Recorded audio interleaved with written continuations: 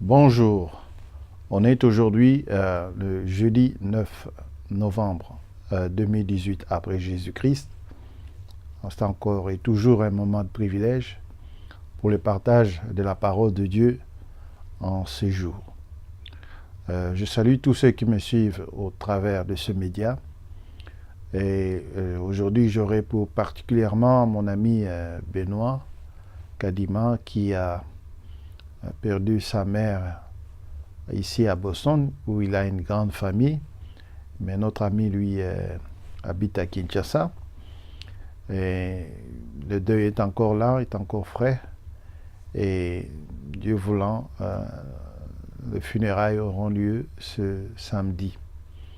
Nous avons pensé nous y rendre, mais nous sommes soumis par une contrainte, parce que nous voulions nous y rendre avec mon épouse. Mais une contrainte de dernière minute nous empêche de le faire. Alors, je lui présente toutes mes sympathies à toute la famille. Et vraiment, c'est ma famille. Donc, que la grâce de Dieu soit avec vous, que les promesses qu'il nous conserve, surtout celui de 1 Thessaloniciens, au chapitre 4, concernant notre réunification avec le Seigneur, après que les morts en Christ vont revenir à la vie, et nous, les vivants qui seront restés, nous serons changés en un seul instant pour ensuite être pris dans les airs à la rencontre du Seigneur. Ça, ce sont les véritables paroles de consolation. C'est ça qui nous console plus que toutes les paroles, toutes les choses, tous les mots qu'on peut prononcer. Alors c'est dans 1 Thessaloniciens 4, verset 18, où Paul dit clairement « Consolez-vous par ces paroles ».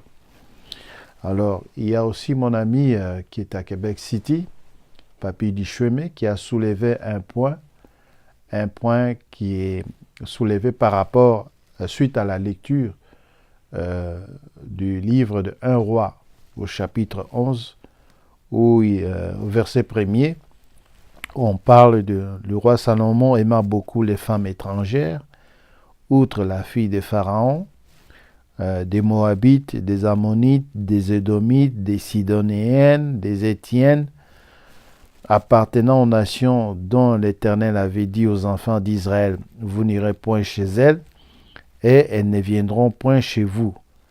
Elles tourneraient certainement vos cœurs du côté de leur Dieu, car et ce fut à ces nations que s'attacha Salomon, entraîné par l'amour. Et là, nous avons dit que ce qui aurait été mieux peut-être pour Salomon, ce n'est pas d'aller chercher ces femmes étrangères qui étaient allées prendre, qui avaient d'autres dieux, d'autres croyances. Et nous avions dit dans la vie pratique aussi, pour nous qui croyons en la parole, qui croyons en Jésus-Christ, c'est de mieux de trouver une femme qui a le caractère de la parole, qui a les caractères ou bien le caractère de la parole. Et nous n'avons pas fait allusion à une femme chrétienne. C'est dans la recherche et l'équilibre que nous avions dit cela, parce que le frère voulait que nous disions que non, le critère principal serait de trouver une femme chrétienne. Et nous avons soulevé pour dire qu'avec l'expérience que nous avons un peu partout et bien connue, il n'est pas bon de dire qu'il faut trouver une femme chrétienne. Il faut trouver plutôt l'âme sœur. Il faut trouver une femme qui a le caractère de la parole.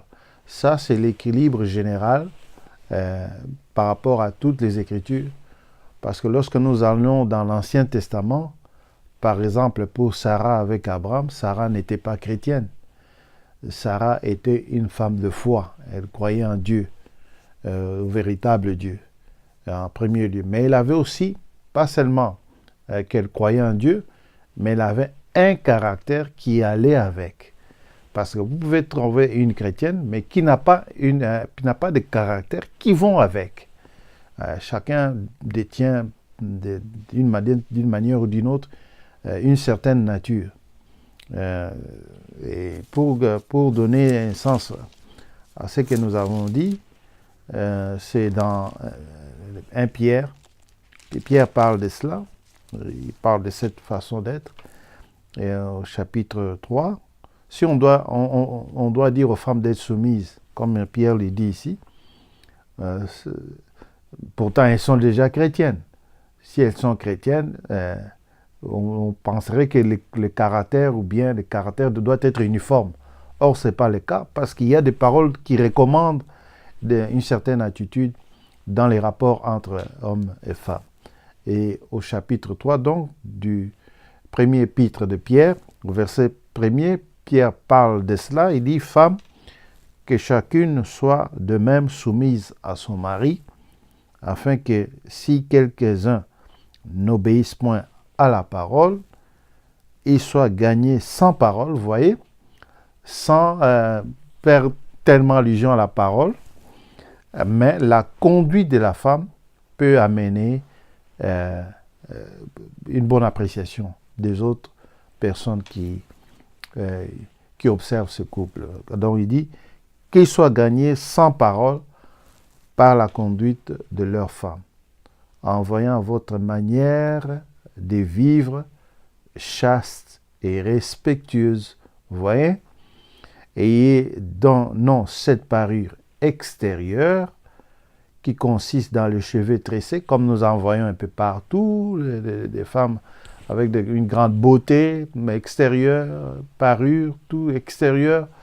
Ça peut être même flamboyant, avec des ornements d'or, ou les habits qu'on rêvait, des habits somptueux. Et on peut voir en apparence extérieure une très bonne femme. Mais ce n'est pas cela qu'il faut chercher. Il faut chercher la parure intérieure et cacher dans le cœur la pureté incorruptible d'un esprit doux et paisible qui est d'un grand prix devant Dieu. Vous voyez? Alors il fait référence, ainsi séparer autrefois les saintes femmes qui espéraient en Dieu soumises à leur mari. Vous voyez? Comme Sarah, on donne un exemple, Sarah, qui n'était pas une chrétienne, mais une bonne femme qui croyait en Dieu, en sa parole, et qui était soumise à son mari. Et Pierre dit ici, qui obéissait à Abraham et l'appelait son Seigneur. Et aujourd'hui, même parmi les femmes prétendument chrétiennes, c'est difficile de trouver une femme qui appelle son mari Seigneur. Vous voyez, comme Sarah. C'est cette parure, cette tranquillité de cœur que l'apôtre relève et soulève ici. Comme Sarah qui obéissait à Abraham et l'appelait son Seigneur. C'est d'elle que vous êtes devenus des filles en faisant ce qui est bien, sans vous laisser troubler par aucune crainte. Donc c'est mieux de dire, par exemple, que j'aimerais trouver une descendante de Sarah, spirituelle ou physique, mais beaucoup plus spirituelle plutôt. C'est-à-dire de trouver une descendante de Sarah, que de parler dans ce contexte de mariage, de mettre l'accent sur chrétienne. Parce que vous pouvez être chrétienne, mais vous avez un caractère autre, qui ne peut pas s'accommoder avec un autre, mais qui s'accommodera peut-être avec un autre frère. Vous comprenez? Donc c'est le caractère de la parole.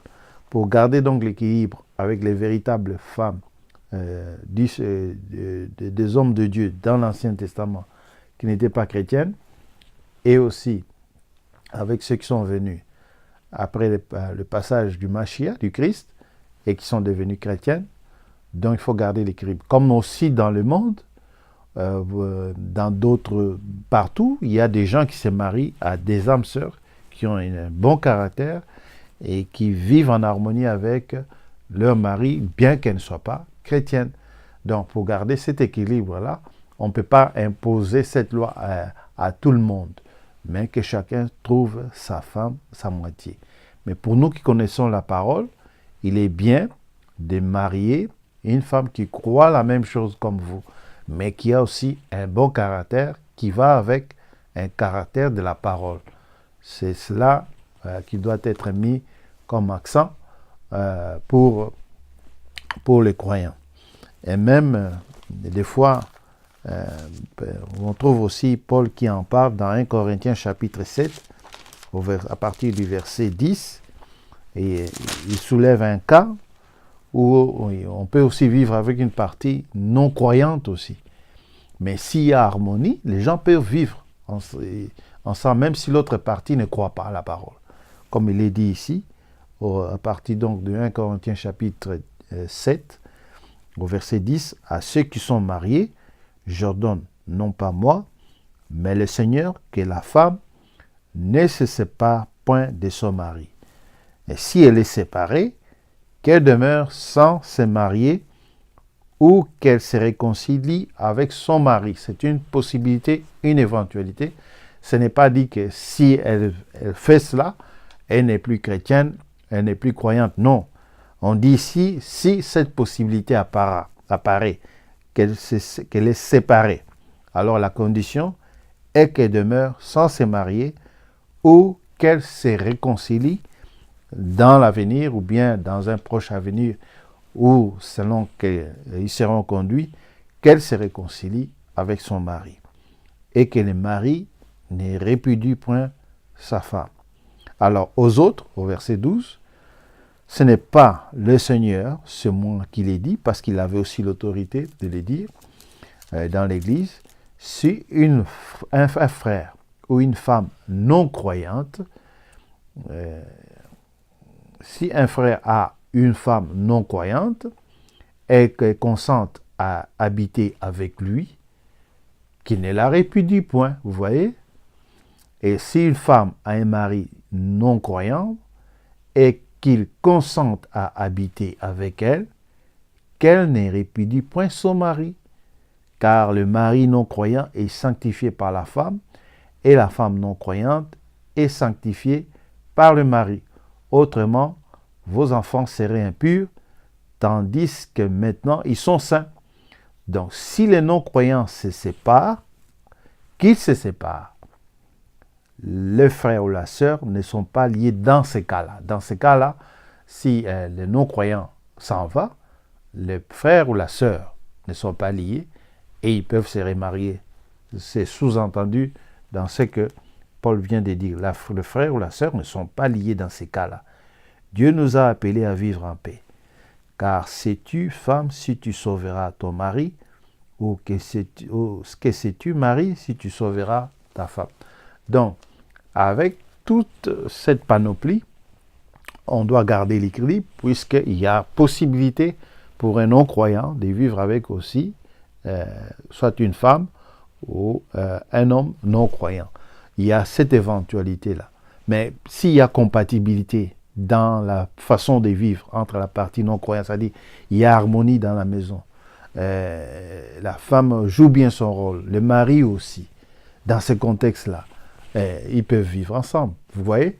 Mais la jurisprudence est là. La jurisprudence montre que on peut pas être, ça ne doit pas être exclusif pour dire qu'il faut que ce soit seulement une chrétienne, puisque nous voyons qu'il y a des cas qui sortent du contexte où on se sentirait peut-être poussé à généraliser. Et ce n'est pas correct. Donc, en gardant l'équilibre, nous ne pouvons pas dire, imposer, qu'elle soit une chrétienne. Non. On doit plutôt regarder au caractère de la parole et à la foi en Dieu aussi. Donc, c'est cela que je voulais dire. Et puis, un aspect, Dieu ne reproche pas à Salomon d'avoir pris 1000 femmes, 700 femmes et de 300 concubines, mais c'est seulement parce que c'était des étrangères et qu'elles avaient d'autres dieux en dehors du Dieu véritable qui a mené toutes choses à l'existence et qui a béni Salomon. Donc, jusqu'à le faire abandonner une partie de sa croyance et qu'il est poussé à être partagé avec les dieux de ces femmes étrangères. Parce que vous verrez, Dieu, en parlant de David, par exemple, son père, Dieu ne lui fait, il dit que David a marché avec un cœur tout entier en servant le Dieu, son Dieu. Alors que David aussi avait plus de 500 femmes. Vous comprenez? Donc, ce n'est pas cela que Dieu reproche à Salomon, mais c'est seulement de s'être uni à des femmes étrangères. Nous devons garder l'équilibre dans toutes choses pour ne pas sombrer dans des conceptions purement humaines qui mènent à l'hypocrisie. Alors, nous avons donc vu, en étudiant l'histoire des rois d'Israël, nous avons saisi carrément qu'ils sont passés par une période où, étant bénis dans la terre de la promesse, qui est pour nous le Saint-Esprit, mais pour eux, la terre d'Eretz en Israël, Israël a eu un comportement dans le pays de la promesse qui est similaire à l'histoire que nous allons bientôt scruter, de l'histoire de l'Église. Jusqu'à nos jours, nous avons eu un comportement similaire par rapport à Israël dans sa terre promise. Donc là, nous allons voir ça, c'est donc l'Église du Seigneur après le baptême du Saint-Esprit est passée par cette période avec le Saint-Esprit, et qu'ils vont se méconduire alors que le Saint-Esprit est là pour les guider et les conduire plus en avant jusqu'à aller dans l'enlèvement précédé du retour du Mashiach et aller dans l'enlèvement. Mais l'Église va aussi faillir comme Israël dans la terre de la promesse. L'Église aussi va faillir avec la promesse du Père qui est le Saint-Esprit. C'est pourquoi nous étudions les livres de rois, les périodes aussi par lesquelles Israël est passé dans le terrain de la promesse. Sa méconduite doit nous inspirer pour que nous puissions comprendre ce qui est arrivé aussi durant cette période pour l'Église, après le départ des apôtres. Et vous verrez des similitudes. Par exemple, le premier roi d'Israël s'appelle Saul. Il est issu de la tribu de Benjamin. Et c'était lui qui a dirigé Israël pendant une période avant que David, l'héritier du trône, lui qui venait de la tribu de Juda. Donc les deux tribus de Benjamin et de Juda, c'est eux qui ont constitué un peu plus tard, après la mort de Salomon, et aussi dans la période de son fils Roboam. Donc ce sont les deux tribus qui vont constituer le royaume de Juda. Et aussi, de l'autre côté, les 10 tribus qui vont constituer le royaume d'Israël. Donc deux royaumes sur un même territoire de la promesse. Alors qu'est-ce qui est arrivé? Le premier roi qui a conduit le peuple d'Israël, donc s'appelait Saul. Et vous verrez aussi qu'au début de la première période de l'Église du Nouveau Testament, il y aura un autre monsieur, un autre frère, un apôtre, du nom de Saul, de Tarse, lui aussi issu de la tribu de Benjamin, et lui sera le premier des envoyés, ou bien le premier messager pour l'Église du Nouveau Testament. C'est vraiment des similitudes vraiment extraordinaires que nous découvrons au fur et à mesure que nous scrutons ces Écritures.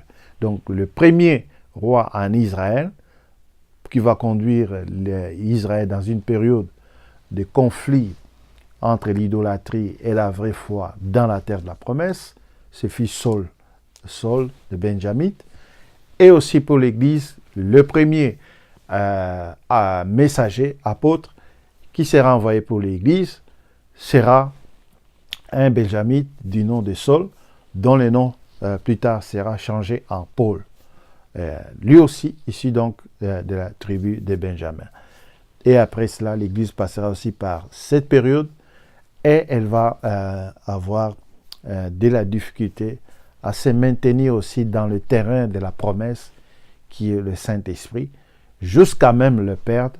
Et après, Dieu, dans sa grâce, dans son immensité, dans son immense amour, va essayer de ramener au fur et à mesure jusqu'à notre période dans laquelle nous nous trouvons. Voilà pourquoi nous voulons que vous connaissiez, vous appreniez sur ces différentes choses pour que vous sachiez pourquoi nous sommes contre les églises organisées actuellement et pourquoi nous sommes contre tout ce qui est charismatique.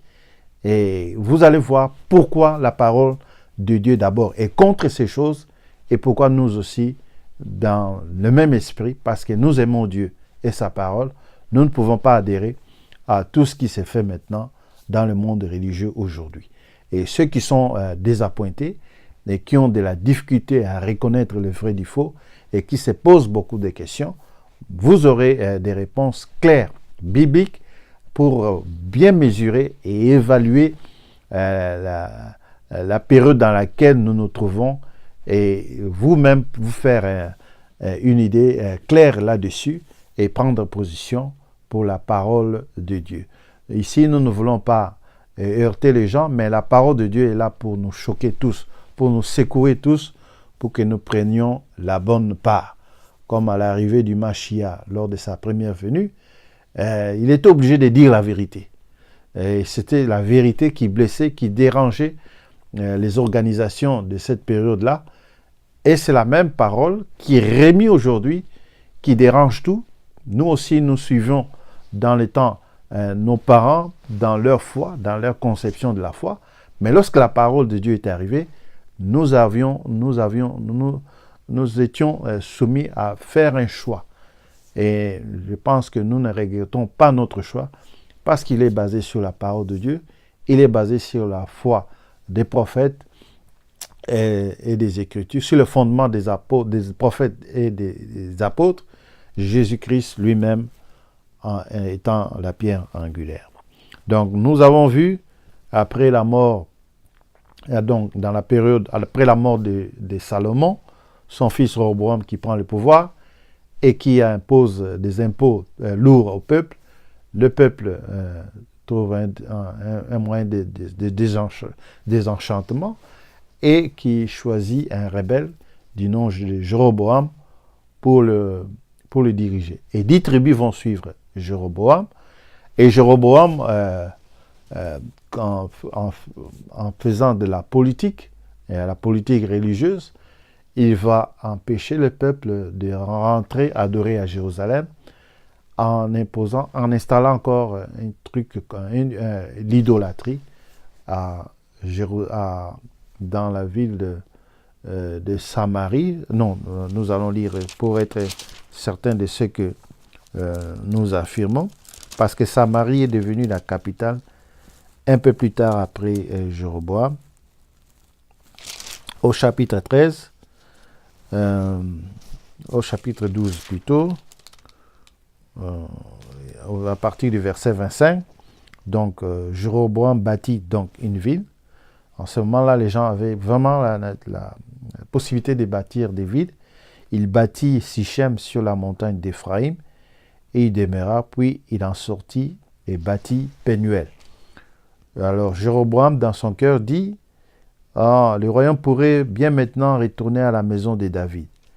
Si ce peuple monte à Jérusalem pour faire des sacrifices, parce que c'est là où il y avait les temples, dans la maison de l'Éternel, alors ils seront obligés parfois d'aller là-bas, et puis les royaumes risquent de revenir unis.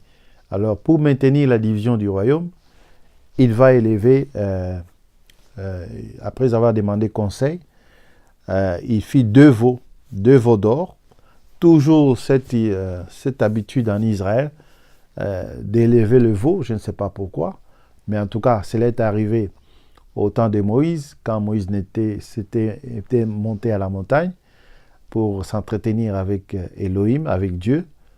Aaron a élevé un veau d'or et toujours la même prétention que ce serait ce veau qui aurait délivré Israël de l'Égypte, qu'il aurait libéré de l'Égypte pour les mener jusque dans la terre de la promesse. Et la même chose va se répéter ici. Il va s'inspirer de la même idole, le veau d'or, qu'il va établir dans ces 2 villes qu'on a lues, qu'il vient de bâtir, et il va élever le veau d'or. On dit au verset 28, après avoir demandé conseil, le roi fit 2 veaux d'or, et il dit au peuple, assez longtemps, vous êtes montés à Jérusalem, Israël, voici ton Dieu qui t'a fait sortir du pays d'Égypte.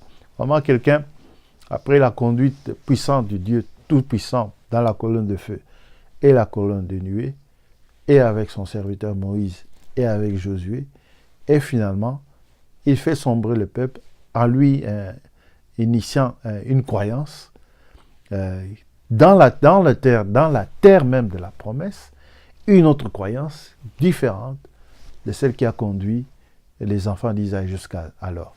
Vous serez étonnés, mais c'est ce qui est arrivé dans l'histoire de l'Église.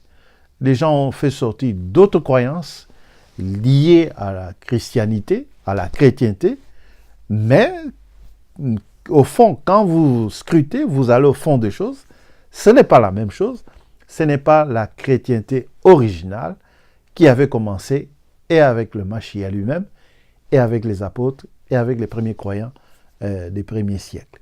Mais c'est une autre foi qui sera introduite et les gens vont penser que c'est cela la vraie chrétienté. Elle est majoritaire, elle va conduire le monde. Le monde va être transformé tant bien que mal par ce christianisme, mais avec l'autre courant, le véritable courant qui continue aussi à agir en soubassement. Le monde va être transformé, mais la majoritaire, la politique, c'est-à-dire la chrétienté politique, avec ses transformations, ses mutations, va amener le monde dans l'idolâtrie, mais les gens ne vont pas s'en rendre compte de cette supercherie. Il n'y a que les initiés, ceux qui tiennent la parole de Dieu comme lumière, qui vont déceler toute cette machinerie. Donc, ici aussi, Jéroboam va initier quelque chose et dire que voilà, c'est ça, le Dieu qui t'a fait sortir d'Égypte. Et les gens vont commencer à adorer ces veaux d'or. Et là, Dieu ne sera pas content. Quand Dieu vous a déjà loin de l'esprit et vous a dit non, c'est correct, tu seras roi pour les 10 autres tribus d'Israël, il fallait faire confiance en Dieu, que sa prophétie est inéluctable, elle va rester ferme. Mais quand les gens veulent toujours agir à la place de Dieu, à ce moment-là, ça ne marche plus. Il faut laisser Dieu, il faut faire confiance à Dieu. Mais ici, la volonté de l'homme est partie dominante. C'est ainsi que Jéroboam va élever ce veau d'or et ce ne sera pas correct. Et vous avez de tels comportements que je vais un peu relever. Vous avez par exemple un tel frère qui s'appelle K et un autre frère qui s'appelle M, qui ne s'entendent pas sur un point. Et puis à ce moment, le frère M semble trouver qu'on peut réunir les 2 points, les 2 groupes. Mais dans son identité, le frère M s'approche du frère K. Mais le frère K, très heureux, d'un premier vue, c'est-à-dire en apparence extérieure de cette réunification, va montrer comme un cabal pour former des prédicateurs pour s'attaquer à chaque fois que le frère K parlera, que le frère M parlera. Il va dire, toi, tu vas chaque fois intervenir quand le frère M parle, toi tu interviens pour les casser, parce que moi je dois être au-dessus de la mêlée. Alors je vais te nommer toi un prédicateur et tu seras toujours là pour empêcher que les frères M puissent s'élever. Alors vous avez des trucs comme ça qui se font dans le milieu religieux. Les gens n'ont pas la crainte de Dieu, ils n'ont pas confiance en Dieu. Alors ils mènent des trucs pareils, ils créent même des milices dans l'assemblée. Alors des enfants des autres frères qui deviennent comme une milice dans l'assemblée et que c'est eux, vous voyez que c'est eux qui contrôlent en fait cette église. Donc, c'est de la politique. Et les gens n'ont pas la crainte de Dieu pour se conduire ainsi. Ils ne s'imaginent pas que le Saint-Esprit qui connaît tout, qui contrôle tout, qui voit tout, ne peut pas apprécier de tels comportements et qu'il finira un jour par les sanctionner. Donc, c'est cela. Alors, il y a aussi, des fois, il y a aussi une histoire que j'ai vue entre frère R et frère B. Le frère R dit, nous, on nous avait dit d'haïr tel frère. On nous avait envoyé ici pour haïr tel frère. Et on doit être conséquent avec ça. Mais le frère B dit non, il ne fallait pas dire ça parce que l'Assemblée, nous avons déjà dit qu'on devait les détester. Maintenant, si on change d'avis, que c'est nous qui les détestions, c'est lui qui va monter, qui va s'élever. Alors, empêchons de dire ça et puis cachons cette vérité-là. Comme c'est enregistré, mais on ne va plus pas distribuer cet enregistrement à l'Assemblée pour que les gens... Donc, c'est de la politique qu'on fait ainsi pour empêcher aux gens, à un autre qui a plus de lumière, par exemple, d'être considéré. Mais on veut garder à soi-même cet éclairage sur soi-même. Mais n'oubliez pas, on ne peut pas continuer à faire ainsi. Dieu agira un jour. Et quand on grandit, on continue à vivre toujours avec... parce que c'est un comportement qu'il faut extirper.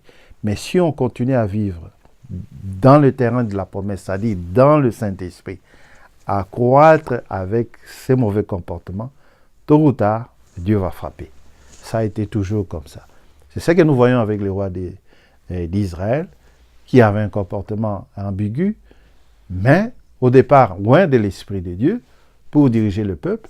Mais là, pas de confiance en Dieu, et ils font les choses selon leurs initiatives, sans consulter la parole, sans consulter les prophètes qui étaient de leur temps. Donc, c'est un comportement qui va se faire voir dans l'histoire de l'Église, même dans notre époque. Il faut être honnête et sincère dans le service divin. C'est très important. Si vous avez des faiblesses, exposez-les devant Dieu. Dieu va intervenir et va vous aider en voyant votre manière, votre nature qui n'est pas teintée de la duplicité ou de l'hypocrisie.